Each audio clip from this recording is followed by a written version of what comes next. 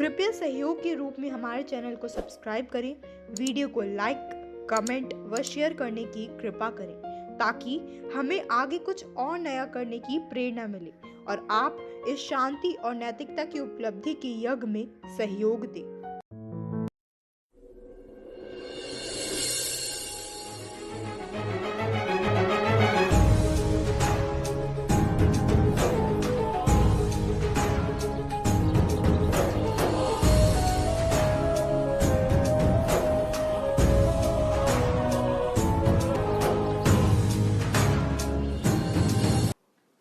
आजाद भारत के विचारिक उपभोक्ता बाबा साहब की जयंती पर आईपीएम मीडिया द्वारा संक्षेप में परिचय। दोस्तों, सबसे अलग कुछ कर गुजर गए, सबसे अलग कुछ कर गुजर गए वो भीम थे। दुनिया को जगाने वाले हमारे प्यारे भीम थे। हमने तो सिर्फ इतिहास पढ़ा है, हमने तो सिर्फ इतिहास पढ़ा है यारो, इतिहास को बनाने वाले हमारे भीम थे। प्रियजनों, धरती जब किसी चित्रवान, विद्वान, महान नेतृत्व को जन्म देती है तो निश्चित तौर पर ये नेतृत्व का ही मन नहीं होता, बल्कि धरती की भी गरिमा को भी स्थापित करता है। ऐसा ही एक गौरव मालवा की धरती को मिला। बाबा साहब के रूम में 14 अप्रैल 1891 को महू में श्री सूबेदार रामजी सकपाल एवं माता भीमाबाई चौधरी की संतान के रूप में डॉक्टर भीमराव अम्बेडकर का जन्म हुआ। तत्कालीन जातिगत व्यवस्था से राष्ट्रीय को मुक्त दिलाने वाले बाबा साहब को जो योगदान रहा वह संपूर्ण मानव जाति पर किया गया सुधार व उपकार था, जिसके कारण ही राष्ट्र के वैचारिक और बौद्धिक विकास की अवधारणा का समायोजन हो पाया। दोस्तों, बाबा साहब का मूल नाम अम्बा वाटकर था, लेकिन उनके शिक्षक महादेव अम्बेडकर उन्हें बहुत मानते थे। स्कूल के समस्त दस्तावेजों में उनका नाम अम्बा वाटकर से अम्बेडकर कर दिया। डॉक्टर अम्बेडकर के पूर्वज काफी समय तक ब्रिटिश ईस्ट इंडिया कंपनी में कर्मचारी थे और उनके पिता ब्रिटिश इंडिया आर्मी में तैनात भी थे। परिवार की कम आर्थिक परिस्थितियों के बावजूद भी बाबा साहब ने उच्च शिक्षा हासिल भी की और विदेश जाकर अर्थशास्त्र में डॉक्टरेट की डिग्री हासिल करने वाले पहले भारतीय बाबा साहब ही थे। उन्होंने मुंबई के गवर्नमेंट लॉ कॉलेज में 2 साल तक प्रिंसिपल पद पर भी कार्य किया। पहले बाबा साहब अम्बेडकर भले ही पूर्ण रूप से राजनीति से नहीं जुड़े थे, किंतु समाज में वंचित और दलितों के उत्थान के लिए वे लगातार संघर्षशील रहे। बावजूद इसके बाबा साहब की पूरी नजर तत्कालीन सियासत और वक्त दोनों पर थी।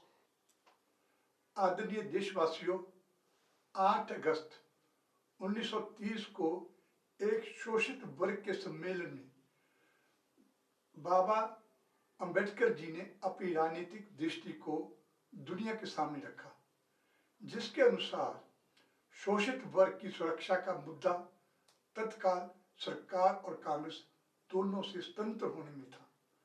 बाबा साहब लगातार भारतीय राष्ट्रीय कांग्रेस और उनके बड़े नेताओं महात्मा गांधी, जवाहरलाल नेहरू की गलतियां और सही नीतियों की आलोचना करते थे।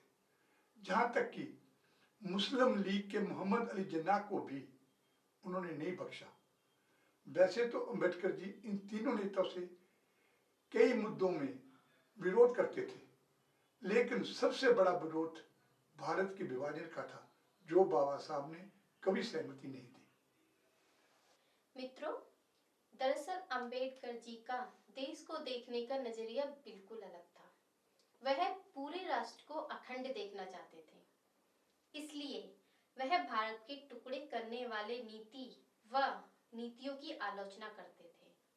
भारत को 2 टुकड़ों में बांटने की ब्रिटिश हुकूमत की साजिश और अंग्रेजों की हाँ में हाँ मिला रहे इन तीनों भारतीय नेताओं से वह इतने नाराज थे कि उन्होंने बकायदा पाकिस्तान के विभाजन को लेकर एक पुस्तक थॉट्स ऑन पाकिस्तान लिखी थी, जो उस समय बहुत ही चर्चा में आई थी, जिसमें लिखा था कि विभाजन से राष्ट्र से ज्यादा मानवता और मनुष्यता का नुकसान होगा और बड़े पैमाने पर हिंसा होगी, जो यकीनन विभाजन के दौरान हुई।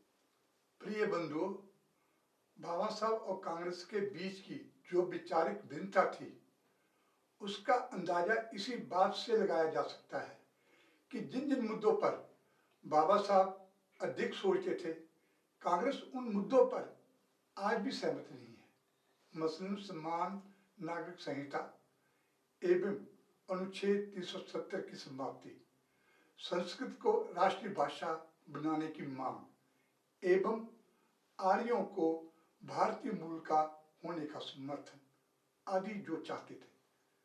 अपने विवादास्पद विचारों और गांधी और कांग्रेस की कटु आलोचना के बावजूद अंबेडकर जी की प्रतिष्ठा गंभीर विद्वानता और विधि बेला ही थी, जिसके कारण 15 अगस्त 1947 में भारत की स्वतंत्रता के बाद कांग्रेस के नेतृत्व में आने वाली सरकार के अस्तित्व में ओर से उसने अंबेडकर को देश का पहला कानून मंत्री में सेवा करने के लिए आमंत्रित किया, जिसे उन्होंने स्वीकार भी कर लिया। 29 अगस्त 1947 को अंबेडकर जी को स्वतंत्र भारत के नए संविधान की रचना की समिति के भी अध्यक्ष पद पर नियुक्त किया गया और उसी संविधान को जो वर्तमान में है उसको हमारी संविधान सभा ने 26 नवंबर 1949 को अपना लिया।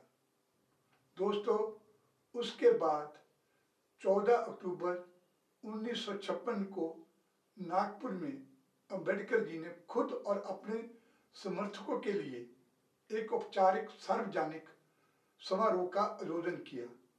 अंबेडकर जी ने एक बुद्ध भिक्षु से पारंपरिक तरीके से 3 रत्न ग्रहण और पंचशील नियम को अपनाते हुए बुद्ध धर्म को ग्रहण किया। दोस्तों, अंबेडकर जी मधुमेह से पीड़ित थे। उस समय जून से अक्टूबर तक बहुत बीमार रहे। इस दौरान वह दैनिक अवसाद और कमजोर होते गए और 6 दिसंबर 1956 को बाबा साहब अंबेडकर के युग का अवसान हो गया और सदैव स्वर्गलोक के लिए प्रस्थान हो गए। प्रिय दोस्तों, याद रहे श्री अटल बिहारी वाजपेयी व अब नरेंद्र मोदी के नेतृत्व में डॉक्टर अंबेडकर के जीवन दर्शन को परिलक्षित करने वाले 5 स्थलों को पंच तीर्थ में विकसित किया गया, जो भारतीय महापुरुषों के प्रति श्रद्धा समर्पण व उनकी ध्येय निष्ठा की अभिव्यक्ति कही जा सकती है। बाबा साहब की स्वीकार्यता के बारे में प्रधानमंत्री मोदी के विचार उल्लेखनीय है। बाबा साहब के महान कर्मों का उद्देश्य के लिए उनकी सेवा का फल है कि एक परिवार की पूजा करने वाले उस परिवार को देश के भाग्य विधाता सुनने वाले अब दिल से बाबा साहब का नाम ले रहे हैं। आज हम Indian peace mission, international peace mission और आईपीए मीडिया के परिवार के सदस्य, विश्व के महान कर्मयोगी, भारतीय संविधान के निर्माता, Buddhist symbol of knowledge, Bharat Ratna Baba Sahab की जयंती पर उनके महानतम योगदान को हृदय से याद कर कृतज्ञता प्रकट करते हैं और उन्हें कोटि कोटि वंदनीय नमन करते हैं। जय भीम, नमो बुद्धाय और जय भारत।